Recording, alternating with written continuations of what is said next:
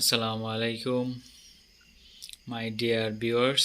Welcome to my channel Perfect Education 99. I hope all of you are fine. I'm also fine. After a long time I brought you a new video. I will discuss noun. So let's start. আজকে noun নিয়ে আলোচনা করব যে noun চিনার যেই সহজ এবং robotic যেই নিয়ম কোনো ওয়ার্ডের শেষে যদি সন তারপর হচ্ছে এমএএমটি মান্ড ইত্যাদি এটসেট্রা থাকে এগুলা দেখে আমরা খুব সহজে চিনতে পারি যে একটা ওয়ার্ড কোন ওয়ার্ডটা নাউন আর কোন ওয়ার্ডটা নাউন না। এভাবে খুব সহজেই চেনা যায়। এটা সহজ পদ্ধতি, রোবোটিক নিয়ম।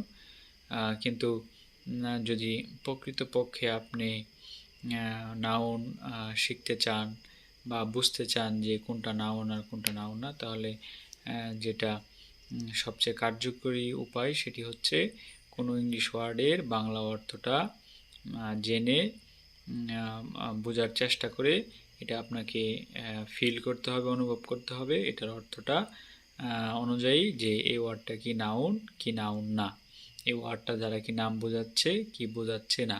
এভাবে যদি আপনারা কোন ওয়ার্ডটা নাউন এবং কোন ওয়ার্ডটা নাউন না এটা যদি আপনারা চিনতে পারেন, বুঝতে পারেন, তাহলে এই পদ্ধতিটা কার্যকরী বেশি। আর ওইভাবে যদি কোনো ওয়ার্ডের শেষে যে সন আছে না মান্ড এইভাবে দেখে যদি খুব সহজে যদি শিখতে চান তাহলে এটা খুব বেশি কার্যকরী হবে না। আশা করি বুঝতে পারছেন যে আমরা নাউন এর পাশাপাশি আরও যে পার্টস অফ স্পিচগুলো রয়েছে সবগুলো পার্টস অফ স্পিচেরই আমরা অর্থটা জেনে ওইটা ফিল করে অনুভব করে বোঝার চেষ্টা করব যে ওইটা পার্টস অফ স্পিচের কোন প্রকারের মধ্যে পড়েছে। আজকে পর্যন্ত আল্লাহ হাফেজ, ভালো থাকবেন সবাই।